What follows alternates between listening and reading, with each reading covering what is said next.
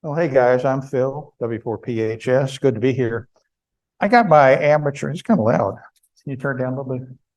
I got my amateur and extra class tickets back in 2009 and almost was immediately recruited into WCARES by Jack Cox. And Jack, if you're watching the Zoom today, happy birthday and thank you. I think it's been a blessing to be in WCARES. It's been a lot of fun. I love you guys, and this has been a great group to be part of. It wasn't long after I got into WCARES and started doing ham radio that I got interested in digital modes. I'm a computer guy. I'm a programmer by trade, so digital modes appealed to me, and I started doing a lot of PSK 31 and some other digital stuff, and then discovered Winlink. And I thought, well, this is really cool. That was back in the era where we're using WinMore sound card protocol, and I thought that was really cool, and I was making connections to RMSs around the country and Canada and so forth, and sending messages. And I thought, this is really cool. And I was very enthusiastic talking to Jack Cox one day about how much I enjoyed Winlink. And he said, well, if you really enjoy Winlink, you ought to talk to Steve Waterman. And Steve Water's a member of our group, and he's one of the founders of Winlink. I thought, well, that's great. So I arranged to have lunch with Steve. And well, that's an interesting experience. If you haven't met Steve, that's a trip in itself. Steve was one of the two founders of Winlink. The other founder was a guy named Vic Poor. Vic is an interesting guy. He was in the Navy, got into radios in the Navy. And after he left the Navy, he started a company called Globe Wireless. A lot of echo here. Started a company called Globe Wireless to use HF radio to transmit telemetry and other data between cargo ships and land. This was probably back in the late 70s, before satellites were big. And Globe Wireless did extremely well. They can charge huge amounts of money for these commercial companies transmitting data from freighters. So his company, Globe Wireless, hit it big, made a lot of money. And after a while, Vic sold out and retired from Globe Wireless and bought a big sailboat and went out sailing. So he's out in the ocean sailing and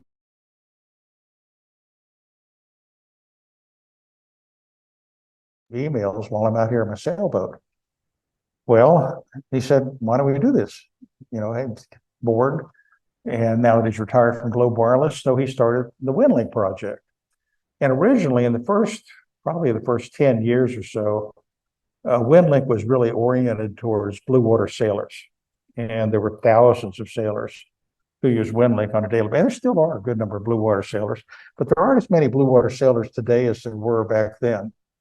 So the use of Winlink has evolved over time. There was a period where RVers, before cell phones and Wi-Fi was everywhere, RVs were using Winlink a lot while they were traveling. But in more modern years, it's really been focused more on emergency communication. Well, when I met Steve and we talked, and I was very enthusiastic about Winlink, and he found out I was a professional programmer, he grabbed me and pulled me into the Winlink project. This was a time where Vic was phasing out because he was facing some serious health challenges. And they desperately needed another programmer to take over. Vic had written most of the early code himself. He was he was, I think, mostly self-educated, but a very good programmer, very bright person. And he'd actually coded most of the early Winlink system himself. There was another programmer, Rick Muthing, who actually was an electrical engineer, and he developed WinMore. So Vic and Rick had done a lot of the early programming, but Vic was phasing out. So I came along just about the right time, and I took over the development of Winlink Express, at that time called RMS Express, and RMS Tri-Mode, and RMS Packet, RMS Relay, PacLink, and a few other programs. So that all got dumped in my basket. There's another programmer, Lee Inman, who handles the CMS, the Common Message Server, and I'll talk about that in a minute, which is the central core system that has the databases that stores all the messages. We have another programmer, Greg Kukowitz, who programs the HTML and JavaScript for the forum system. And Lord Cutchins, who's the president of the organization, does some of the work on the winlink.org webpage. Rick, after doing Winmore and some other programming, kind of retired from the programming and wanted to do some other things in life. So really, this is, you say, well, what is the Winlink team? Who's doing the development? This is it.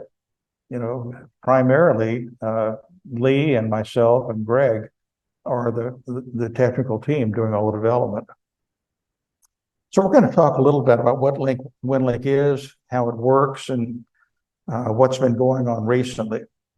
Where's my clicker? Here it is.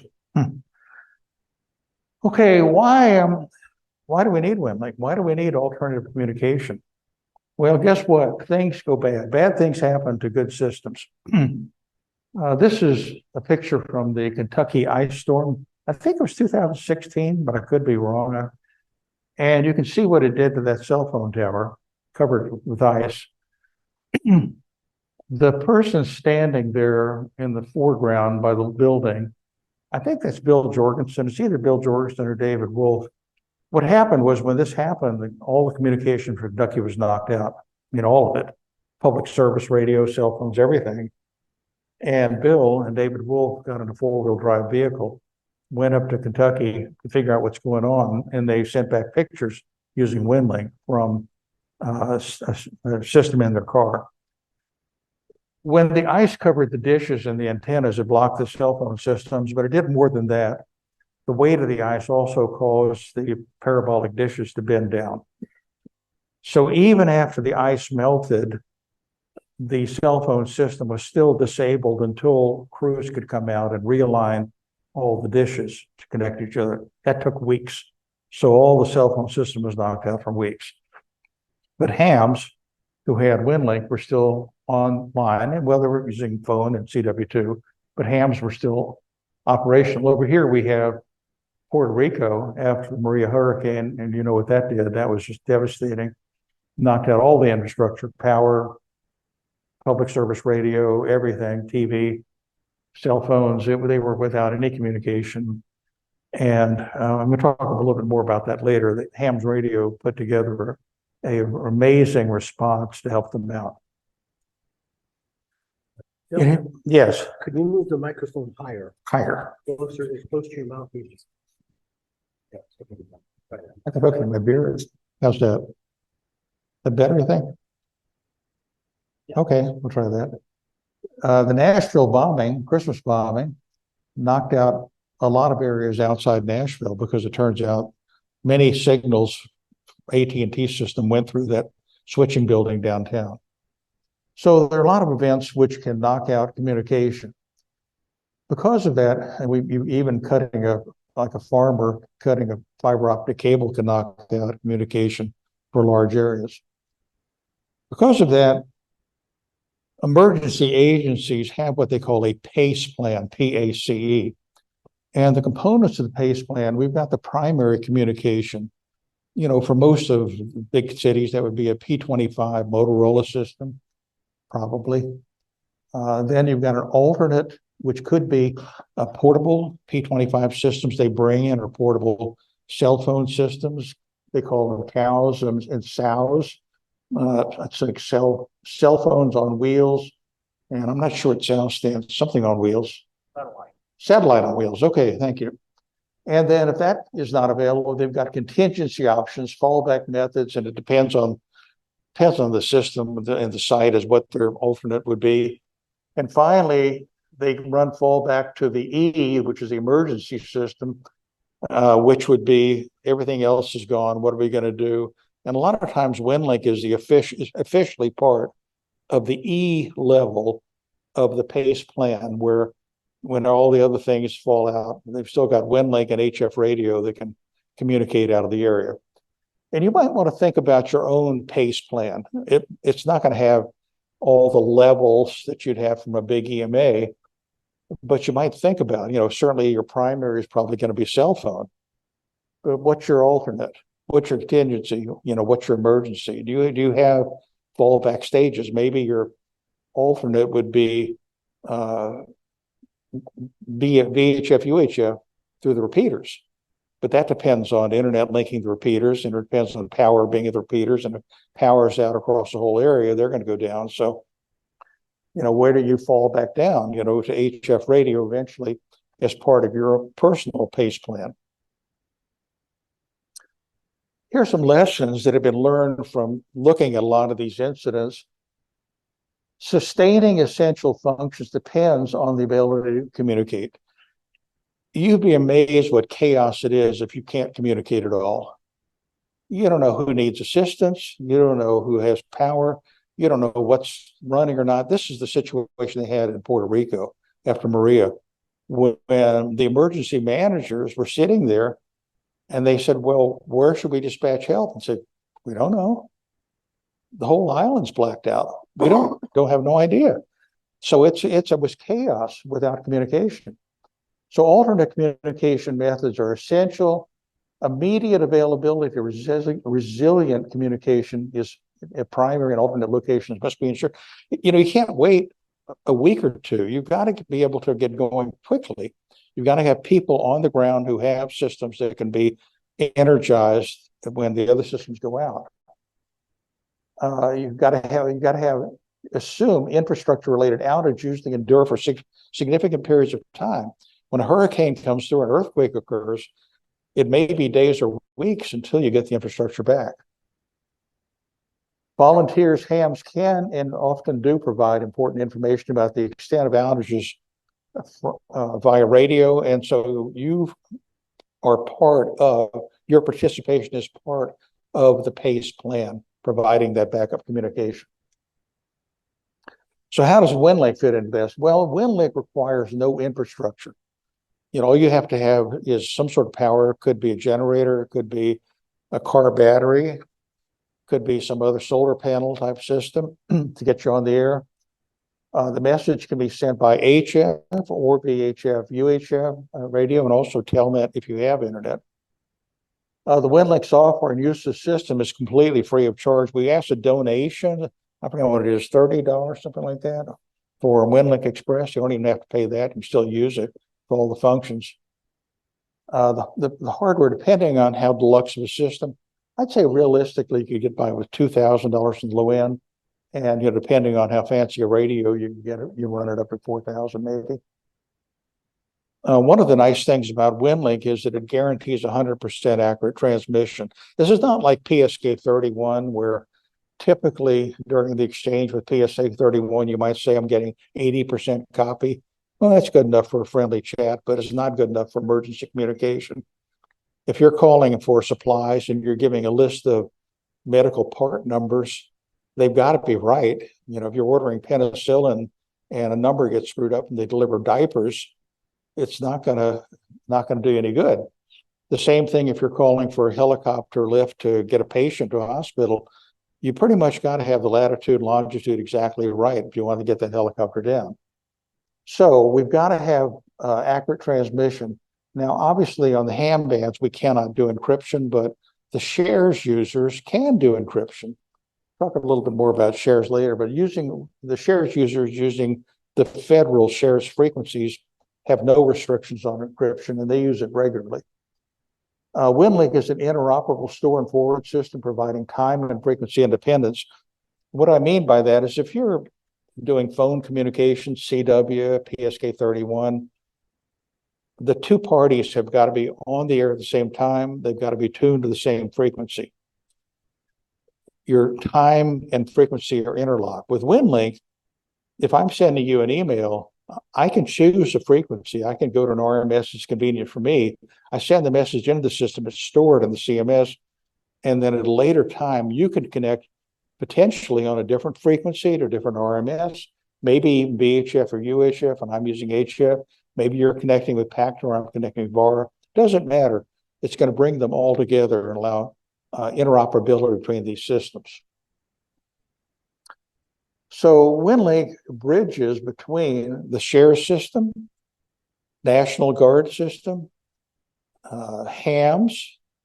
There's some Red Crosses. There's some private shares like systems in foreign countries that use their own government frequencies. And Winlink is the bridge that brings them all together. It's the interoperability system. In fact, Winlink is the most interoperable system, radio system in the world.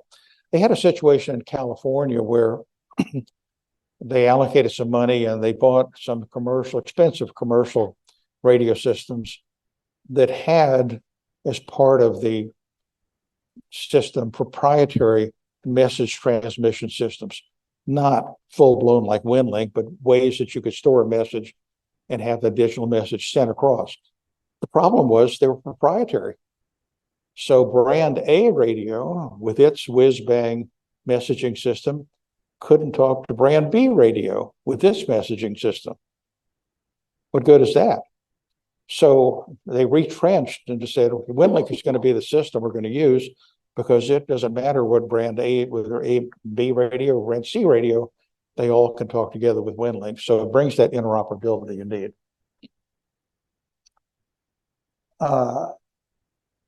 Winlink HF is an amazing system because it gets you out of the area. You can talk to, all these people. I don't know why, but, TSA, Transportation Safety Administration, the people who pat you down at the airport, I don't know what they're doing, but they're installing 100 Winlink systems. Now, I assume they're not going to be sending Winlink messages when they're patting you down. So I don't really know what TSA does besides the airport. They're doing something because they're installing 100 Winlink systems.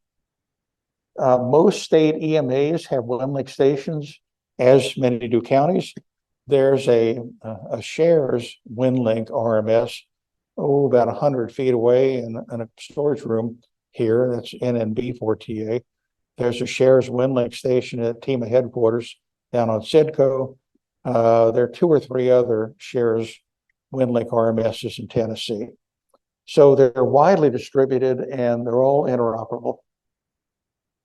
Had tremendous growth over the last few years, particularly among agencies. And the final stage of the interoperability is that you can send and receive email with anyone who has email. They don't have to be a ham radio operator. In fact, a sailor out on a sailboat wants to exchange messages with his mom, who's not a ham. And so the sailor simply says, hi, Mom, having a great time, sends a little picture, him on the boat, sends it via Winlink and addresses it to, mom@gmail.com. And Mom checks her gmail.com mail, and here's the message from her son. She says, hi, son. Well, Aunt Mildred just had a birthday, sends it back. She's not a ham. She's not using radio. Doesn't matter. And then the ham from the sailboat connects up and pulls it back down. So it brings this bridge between radio communication and conventional email. So anyone in the world who has an email address is interoperable with the Winlink system. This is a schematic of the primary Winlink system operation. And see, I don't know if I can get a cursor. Does the cursor show up? No, it doesn't. How about a laser? Laser didn't show up either. All right, well, we'll just use the description. Down at the lowest level, that's you. That's you running Winlink Express or whatever client program you're using. And you're using radio. You may be using HF, maybe using VHF, UHF. You may be using PACTOR protocol or VAR protocol. But you make a radio connection to a remote message server or radio message server, RMS. And I'll show a picture of all the RMSs scattered around. That's a radio, a computer, antenna, and internet connection. So when you make this radio connection to any one of these RMSs, and it doesn't matter which one, it could be whatever one you can reach, you connect there. The RMS makes an internet connection from it up to the common message servers, which are hosted by the Amazon cloud. We have 2 CMSs that run in parallel. One is on the East Coast, one is on the West Coast. So if Amazon goes down over here, we still got the one over there. They're fully mirrored. They transfer data back and forth. They stay in sync. Sometimes we take one of them down to install new software. You'd never know it because it just gets routed to the other one. So the path is from radio, right from you, the client, by radio to an RMS, and then internet from the RMS up to one of the two Amazon-based CMS servers. So that's the basic system. Your message is stored. If any message you send is stored in the CMS, and then later when the intended recipient connects to an RMS, and not necessarily or same RMS, any RMS, when they connect to any RMS, that RMS connects to the internet to the CMS and says, is there any mail for me? And CMS says, sure enough, there is. Here it is. And it sends it down by internet to the RMS and then by radio from there to the recipient. So it's radio to an RMS, internet to the CMS, internet from the CMS to the RMS, radio from the RMS to the recipient. So that's the data flow through the system. This is what we call the conventional mode. Yes, Jeff? Question to the audience. Can you speak to the robustness of Winlink?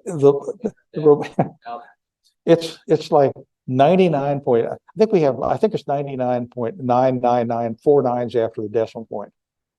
Because two reasons. One is the redundancy. Go back with the slide, please. We've got hundreds of RMSs. So if one RMS goes down, or its internet connection is down, or its power is down, or whatever, you just call another RMS. So you don't have to connect to any particular RMS. You can just find one that's available. So that's the first degree of reliability. And then the second degree is the fact that Amazon Web Services is very reliable, and we've got redundancy there. So even if AWS has a fault, we've got the backup through the secondary CMS. So the reliability is, I hear periodically on something like Amazon Web Services is down and Netflix is not playing, or sometimes Verizon's down for a while, on the East. We don't suffer those things because of all the redundancy with the RMSs and the CMSs. It's extraordinarily good. It's a simple answer. Now you might say, well, what if the entire world internet goes down? Because this is internet. We are using internet here. What if some hackers in North Korea or China or whatever, Iran, that don't like us, or Russia, decide that they're going to turn their nerds who are living in dark basements, eating pizza and drinking Cokes and working on devious code. What if they're going to tell them to go attack the United States and knock out our internet? That would be bad. In fact, it would be very bad. But Winlink would still be operational because we have what we call a radio-only mode of operation, and it will automatically go into this mode of operation if the internet's down. Now, what happens in this case is that when you connect to an RMS, that RMS, well, for this one, you have to, before the event, you have to pick out two RMSs, which are going to be your, quote, message pickup stations, your MPS, your message pickup station. You designate two RMSs. Generally, you'd want to pick two which you're pretty sure you can hit. It's not difficult to get to, but they are in different geometric areas. So like maybe one in, Texas and one in Florida, something like that. But you can get to them. You can get to them, but they're in different areas. And they're probably not going to both lose power at the same time. So then when someone wants to send a message to you, they send it into an RMS, and the RMS, which does not have internet because internet's down everywhere, it says, okay, well, I know where the recipient, what MPSs, what message pickup stations, which RMSs the recipient has set for himself. And it begins relaying the message from RMS to RMS to RMS using either Pactor or VARA, HF, to get it from the input RMS to each of the MPS message pickup RMSs. where it's stored on the RMS. And then the intended recipient, when they connect to the one of their MPSs, designated MPSs, they get the message down from the RMS. So basically what's happening is we took out the CMS level, and the RMSs are passing messages around. And instead of having the message stored in the CMS central database, it's stored in the database on the message pickup stations that you selected. Now this works. I mean, it's the shares people test it every day, but it's a lot slower and it's a lot less reliable than using the conventional system of the CMS. I mean, in this case, we've got to do this forwarding, hop, hop, hop. And if an RMS is down, the code will bypass it, go around it. It's like a detour on a road where you have to find a path around it. So it will find paths around RMSs that are down and eventually get it to the MPSs. But it may take, instead of taking like a minute for it to get to a CMS and be ready to download it, this may take minutes or hours for the message to get to the MPS stations. And it also clogs up the system with these messages being relayed RMS.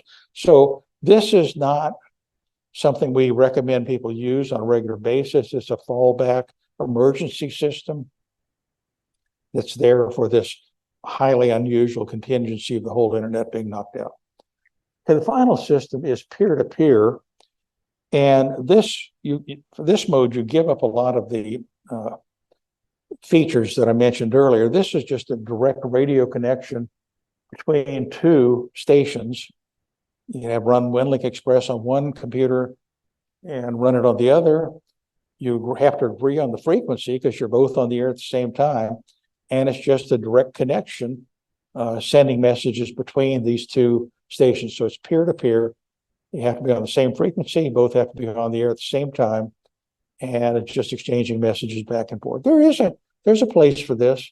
Like if you were in a Red Cross shelter and you had a lot of traffic going to and from, let's say, the Red Cross headquarters, you might do peer-to-peer because you know you've got a lot of traffic. They're within reach, and you can agree on the time and frequency. So that's another option.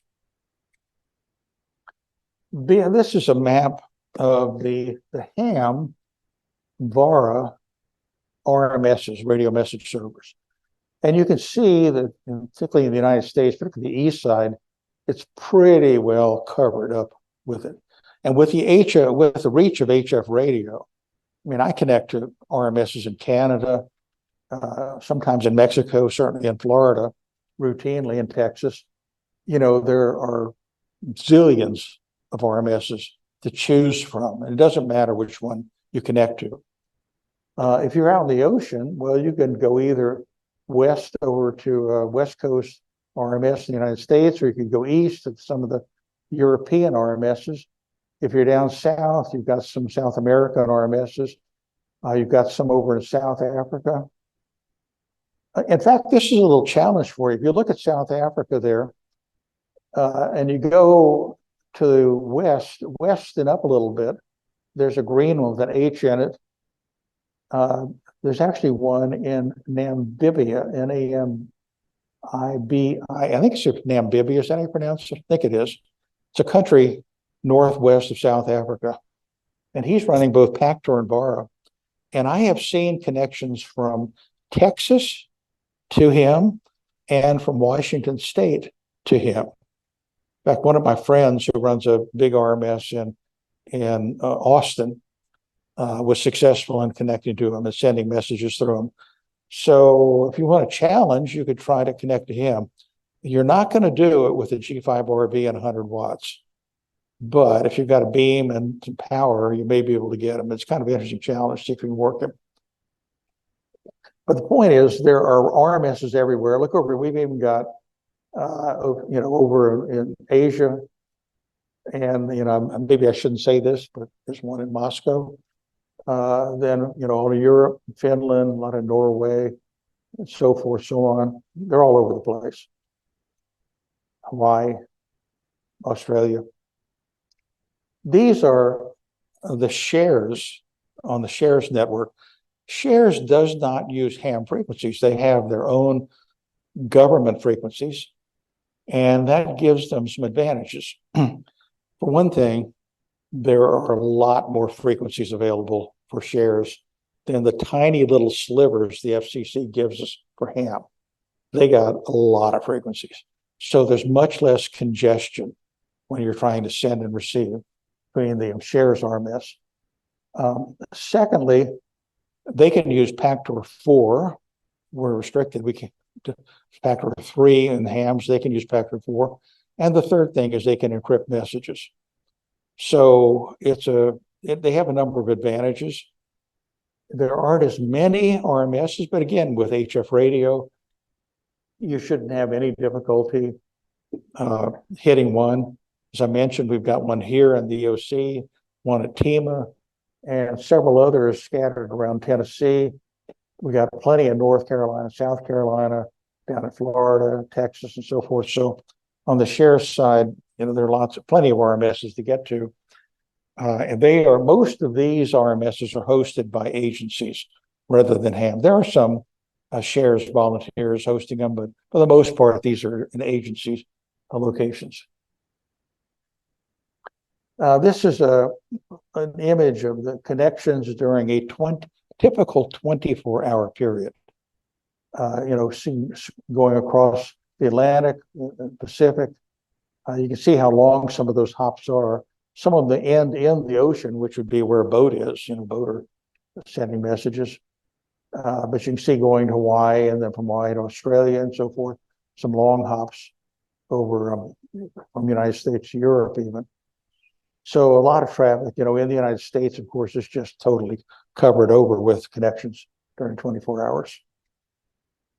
Let's talk a little bit about the types of messages you can send with Winlink. Well, the simplest thing is just a simple text message. Just be like a normal text or email you'd send to somebody.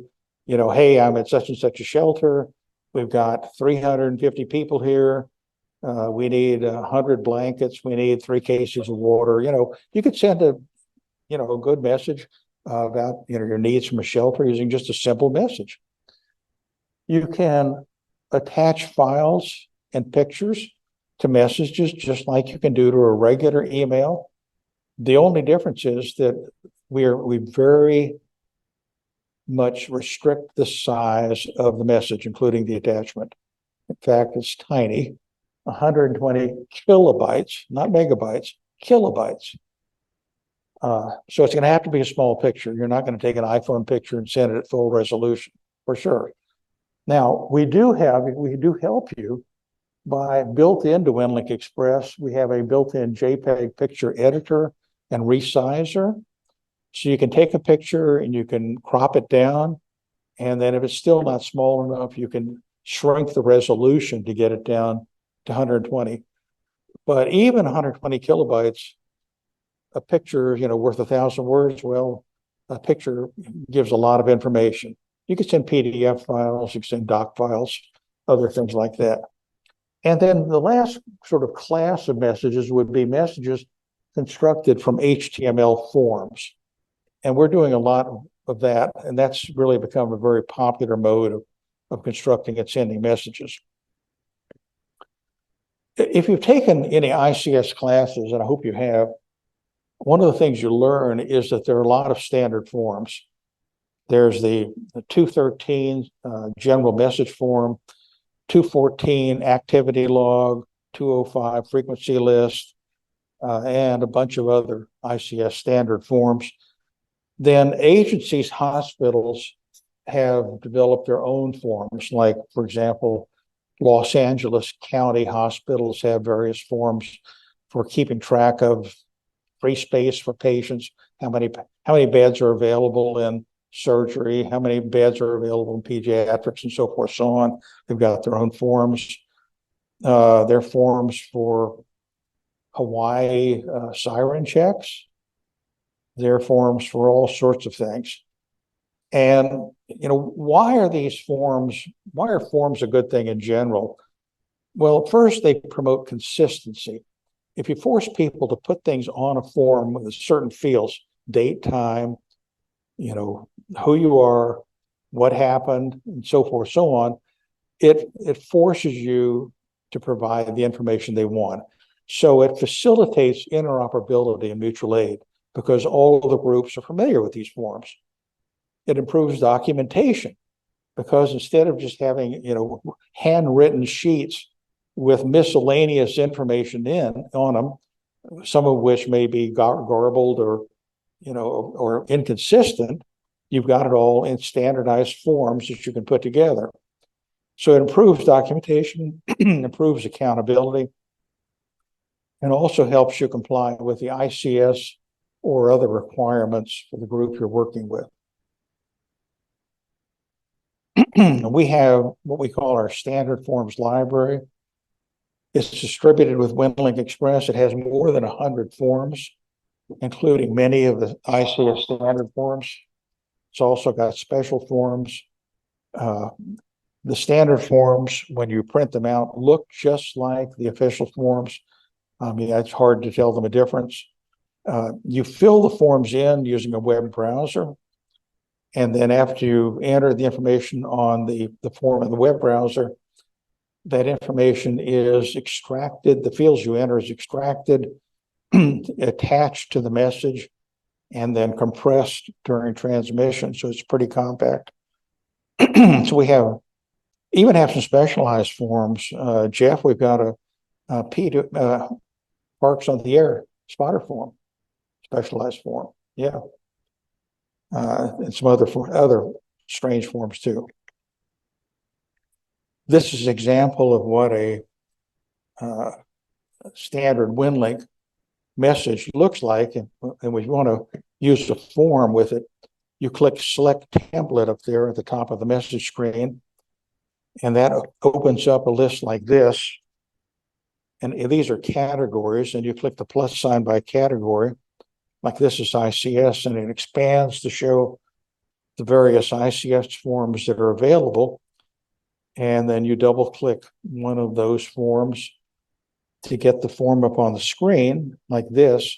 This is a 213 general message form where you fill in the various fields.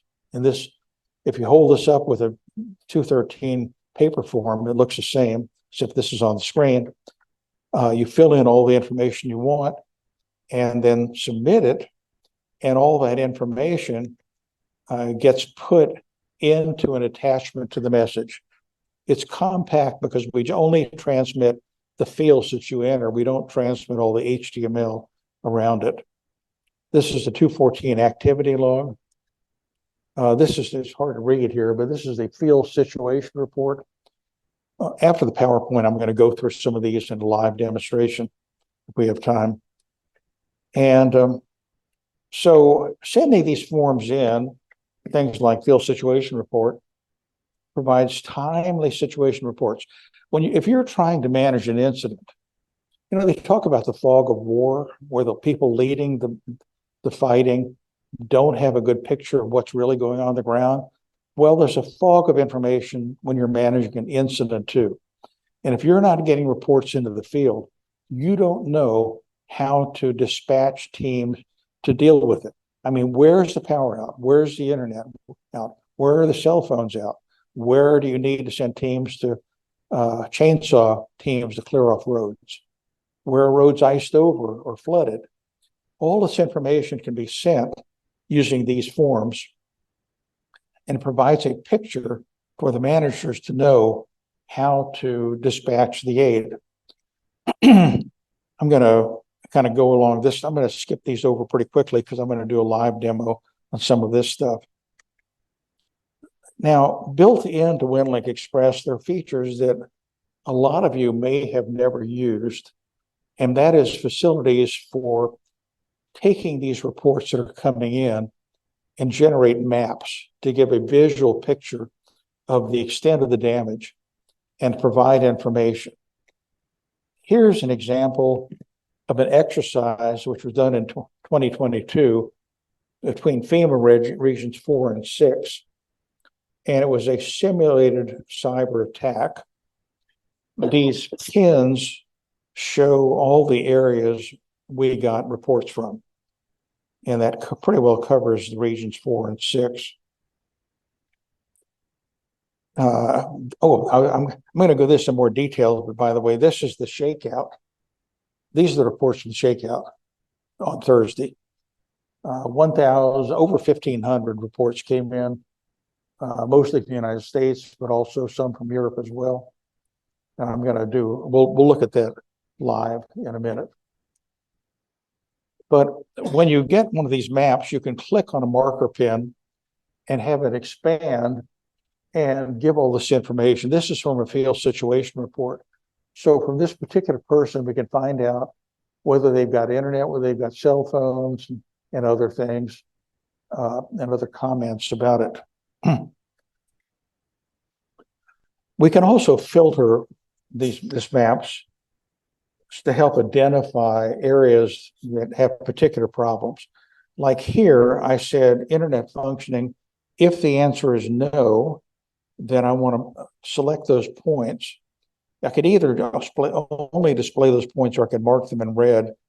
Here, I've said mark the ones that don't have internet in red, so we can see a clustering of red points around Dallas, because Dallas was a designated area with no internet. So we've got this map, and the incident manager can see where they need to target the teams to get the internet back up again. And all of this is built into Winlink Express, and it may seem difficult to use at first, but it really isn't that hard. It's far easier than some of the commercial programs like ArcGIS. I mean, you can learn to do this in a few minutes. In addition to having the mapping built into Winlink Express, it can also generate CSV and KML files. These are, CSV is a comma separated value. KML is a XML-based keyhole mapping language file that's used by some of the commercial GIS mapping programs. So this data, which is exported from Winlink Express, can be imported into ArcGIS and the fancy commercial mapping programs to generate maps. So, for example, this is a map generated by the South Carolina EMA for that exercise, and they had a GIS expert use ArcGIS to receive a CMS file, or CSV file generated by Winlink Express, and make their own map. And they had reports over here on the side, like the number of incidents reported and so forth. Here's I think, an impact report. I think it's over time. And here's some other charts.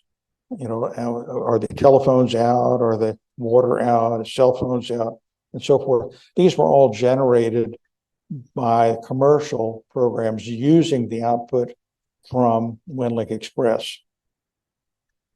If you're going to do this reporting, life is a lot easier for you if you have a GPS dongle. You plug it into a USB port. It has a GPS receiver in it.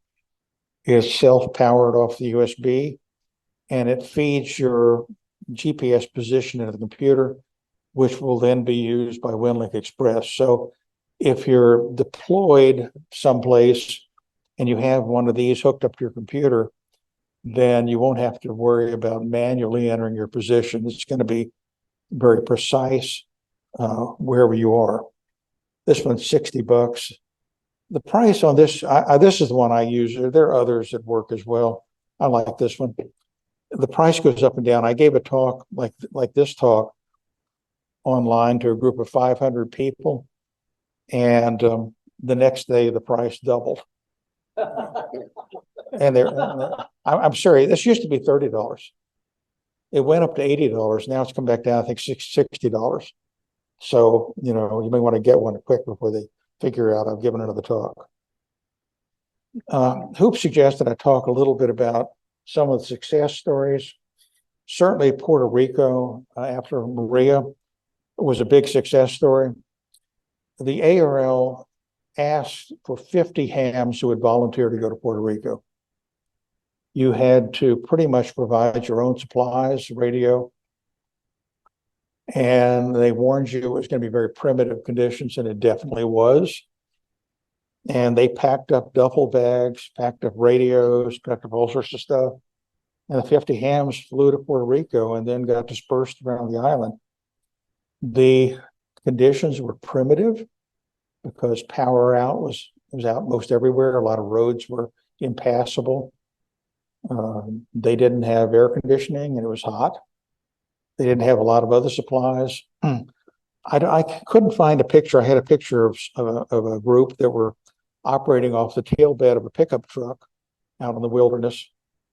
But 50 of them went out there and they all did Winlink. And this was at a time when, before VARA was popular, they were doing with WinMore, which is much slower.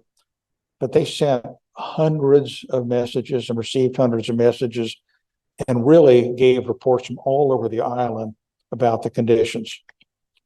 You know, here they are, the ARL team setting up in one of the sites and getting the Winlink station set up. I'm not sure if this guy was there or if he was getting ready to go, but it's a field operation. This is the type of operation that was done in Puerto Rico, a lot of outside like this in tents. And they helped reunite a lot of families. After Haiti earthquake, there was another big ham group that went down to Haiti, provide communication. Same sort of situation, very primitive conditions. You know, come with everything you need because you're not going to get anything. You know, setting up your antennas, you have your own radios, maybe bring generators. You know, that's one of the teams serving in Haiti. A tremendous amount of traffic went back and forth. They were using shares primarily, combination of ham and shares.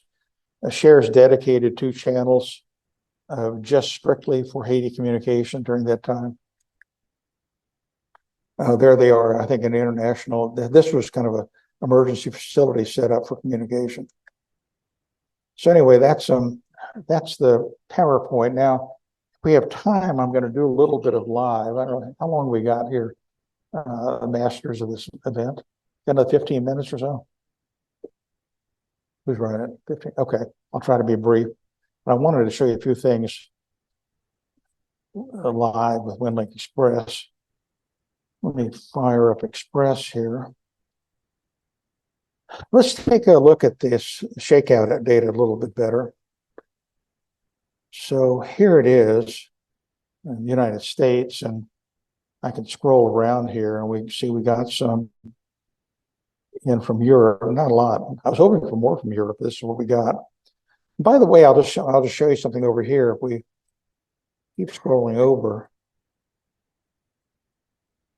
we'll see some that are in China, Tibetan China. You say, well, that's interesting. Wow, that's exciting. We got reports from China. Well, if we actually look at the call sign, this is K5WWN. This is KOFLA. Well, guess what? Longitudes in the West and North America are negative. But if you put in a positive longitude, guess where you are? You're in China. So don't be one of these people. Remember, longitudes in North America are negative. Don't put in positive longitudes. Now, if you have one of those GPS dongles, you're not going to have to worry about it. It's going to fill it in for you. I think these guys down here in the end, yeah, here's KP. Yeah, these are also people who probably put in the wrong longitude. But anyway, we got a lot of people who did put in the right latitude and longitude, and that's, you can see what's going on over here. So let's do a little filtering here and show you how that works.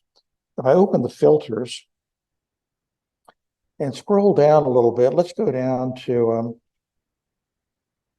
somewhere in here. There's how severe it was. I've got to find it. What's it called? Okay.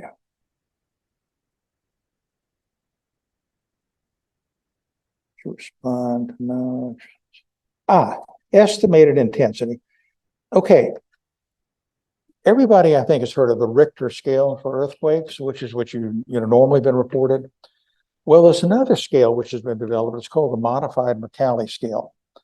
The Richter scale is something that geologists use, which is the actual amount of physical shaking of the rock and oil under the surface of the earthquake. But that doesn't tell you the impact on buildings and people on the ground. And it's different. For a given shaking underground, depending on the soil conditions and depending on the construction of the business of the buildings, you may have radically different results. Some buildings, a little shake, and they just go to pieces. You saw that in Afghanistan. That wasn't even a modest shaking. Some of those buildings where they were put together, mud and brick, it just went down into a heap. The other hand, modern buildings here are much more resilient to shaking. So they wanted to know what the actual effect on people on the ground. And so they developed a scale called the modified Mercalli scale, which is a measure of the effect of the earthquake. And that's what we're filling in during this exercise. So let's say we want people 5 or greater than equal to 5, and we'll put them in red. So what I've done here, so estimated intensity greater than equal to 5, mark it in red, and let's see what happens. Okay, well, almost everybody was greater than 5. So, okay, let's step it up. Let's say instead of 5, let's move it up to 7, more severe effects. Fewer people. So now we've identified the areas which had more severe shaking. Let's see if we've got any 8s. Okay, let's step it up to 8. Save that. Fewer, but still have some 8s. And how about 9s? Set filter. Okay, crank it up to 9. And save that. And yeah, and a few people had really got hurt by this earthquake on Thursday. So you can see that this is a simple example, but you can see what I'm doing here. I'm going into these filters and I'm choosing, you can choose lots of different things, like did any furniture or appliances slide around or topple? We could say, yes, no. We could, how did you respond? Well, did you stand in a doorway? Did you duck? No action, other, right outside? What you do, you could choose that. So if you wanted to see, for example, all the people who ducked during the earthquake, you could choose that and filter on that. And you can do combinations of filters, like a certain intensity, whether they ducked or not, and have that displayed. So this is not nearly as comprehensive as commercial programs like ArcGIS, but on the other hand, it's something that ordinary people can do. If you play with this in just 15 minutes, you would be comfortable filtering on these things, which means that if an incident occurred and they called you in here and said, can you help us sort out all this data that's coming in? You could say, yes, I've got this. I know how to do it. Go into Winlink Express, display the map, go into filtering, and start displaying things for them. But if they said, well, can you do with ArcGIS? It'd be like, well, if I go to school for a week, yeah, I can. So it's not as comprehensive, but it's very usable. Now, yes. Okay, what you do up here on the toolbar, I don't know if you can see me. Can you see me highlighting it? There's a little globe. That globe light? Yeah, there it is. See that little globe? Click that. And that opens this screen. In this screen, you can choose different reports. Like here's the field situation report from that region 4 and 6 exercise. So close that and go back to selecting the shakeout and display the map for that. And we're back to the shakeout with filtering turned on. And we also, if you've got a GIS guy who understands ArcGIS or whatever programs you're using, you could have Winlink Express export a CSV file, which can be imported into the commercial programs where they can do the fancier display. And you can also set it up so that every time a report comes in, it updates the CSV file. So you don't have to be, manually doing this. It just automatically updates and their program picks it up. Now, I want to show you just a couple of other features that you may not know about, which are kind of cool. I'm going to open a VARA HF Winlink session. I'm sure a lot of you do this regularly. When I get into the VARA HF session, I think most people know that one way to choose channels is to go in the channel selection list and scroll down and pick a good one. Let's say something like whatever this is. Okay, so I've selected a channel, but I don't know if you've known about this, but up here there's a button that says map, M-A-P. How many know about the map button? Anybody? I'll show you what it is. If I click map, I get a map showing all the RMSs.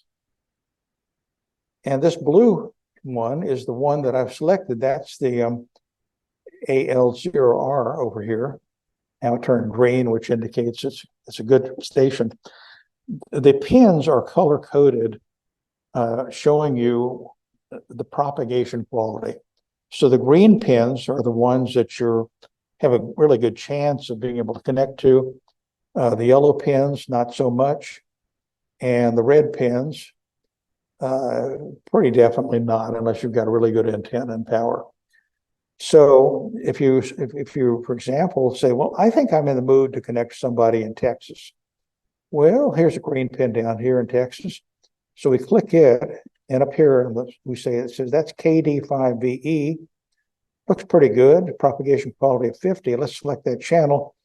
And now KD5VE with that frequency is set up, ready to go. So another way to choose a radio channel is by doing that. Let's see if I go back into map here, scroll way over here for a second. And we look down into Namibia. Here's this station I mentioned earlier, Victor 51 Papa Juliet. Victor 51 Papa Juliet, running VARA and PACTOR. There are a couple of stations in South Africa too. So if you want to take it as a challenge and you've got a good antenna, probably a beam with some power, you could try connecting to Victor 51 Papa Juliet. Easier ones would be the east coast of Europe, maybe Portugal or Spain, maybe Ireland or France, see if you can get into those guys. Now, the other one, which I want to show you, again, this is on the VARA HF screen. We talked about mapping. There's one called forecast. What forecast is, it'll show you for every channel this station scans, and for every hour of the day, what the likelihood of connecting is. So for this station, KD5 Victor Echo, I've got a good block here from 2300 to 600 local time on 40 meters. And not much on 30, but on 20 meters, I've got a block down here from 13 to 15, a little over here on 18 kilohertz. So, it gives you, if you're particularly trying to work a station, you could use that. If we go back here, let's say to the map, and let's see here, zoom in a little bit. Let's see here. What do we got? Here's W1AW. Suppose you want to work W1AW. Well, let's take a look here.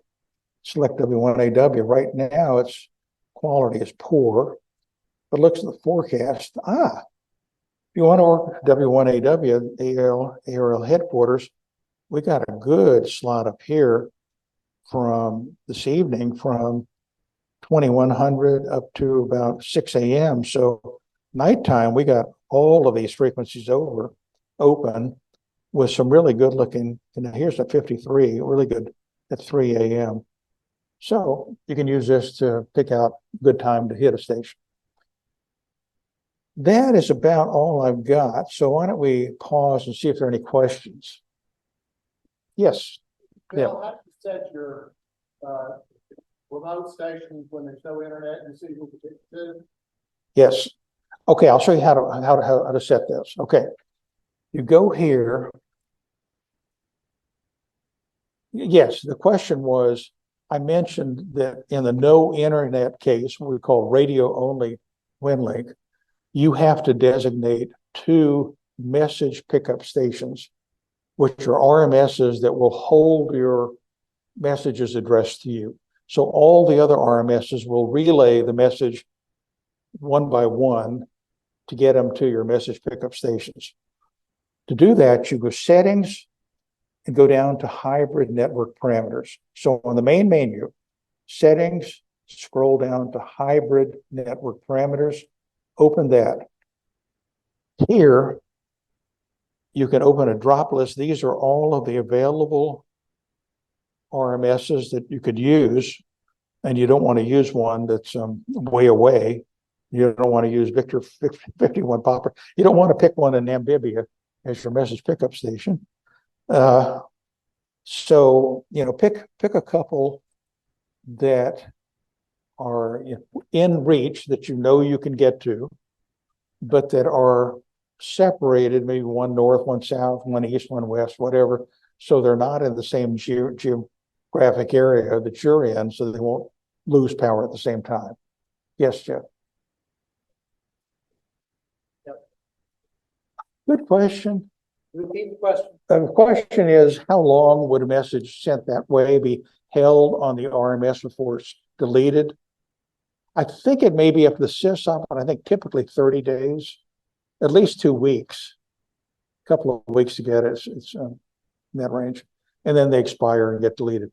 And because they're duplicate copies of the message sent to each MPS. So when a person sends one message to you, if you have 2 MPSs designated, a separate copy of the same message is sent to each MPS. So you can pick it up from either MPS. The other MPS doesn't get notified that you picked it up, so it's still there. If you went to the other MPS, you'd get a duplicate copy, but WinLink Express would detect that it's a duplicate and notify the RMS. It doesn't need to send it down. It's a duplicate. But if you don't pick it up, the other one, after a period of time, it's going to expire and be deleted. Yes.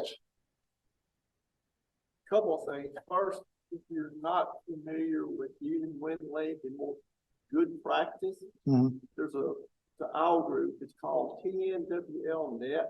So kind of a WinLink Thursday piece. And the gentleman sends out exercises every Wednesday or Thursday. Very explicit instructions on how to go through all these things that Phil has showed here. And it's helped me learn a lot about WinLink. And but I go back and repeat everything, probably not. But all those instructions are out there, and it's helped me learn a lot. Repeat the reference. Oh yeah, it's called TNWL Net. It's an OWL group. So if you subscribe to that group, then you'll get those exercises every once a week. And it's very, very helpful in learning how to use the WinLink software. It's been a great help to me. My question is, as a WinLink net control, go back to your message screen there that you had. I'm sorry, back to the which? Yeah, that one. If I want to acknowledge all these stations, can I do that at one time, or do I still have to do them individually? If you want me to send an acknowledgement that you received the message, is that what you're asking about? Yeah, I received. Yeah.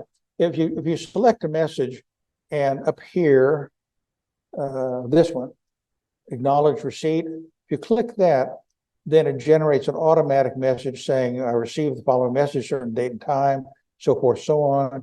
Click post outbox. And now you've got a message ready to go out that acknowledges it. It lets the person know that you received their message. Can I do them all at one time, though? No. I don't think so. I think you got to do one. I think you got to do once. I've never tried more than one. Let's find out. Okay. We'll go back to the inbox. We'll find out right now. So let's try like highlighting them all. Let's try these. And then it still just pulls up one. I don't know. Let's find out. Let's find out. Let's see. Post outbox. No, it only seems to do one. Okay. Yeah. Anything else? Yes. First of all, thank you for the work on such a great tool, and thank you for pulling back the curtain and showing me more than what Winlink can do. I've used Winlink on a telnet basis to this point.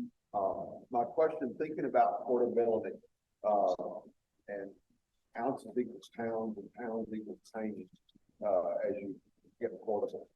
Is there a Winlink client for iOS? Yes, Specifically like yes. iPad? There is. Like, yes, yes, there is. It's called Radio Mail. Radio Mail. radio mail? Yes, for iOS device. It's complicated. The problem is it is complicated. It's great for telnet. It gets a lot more complicated if you want to go through, let's say HF. So yeah, interface, like it doesn't support VARA unless you have. It's kind of kludgy. There's a way of getting a separate box that has VARA and then have VARA. There you can see YouTube videos that explain how to do it, but it's pretty messy.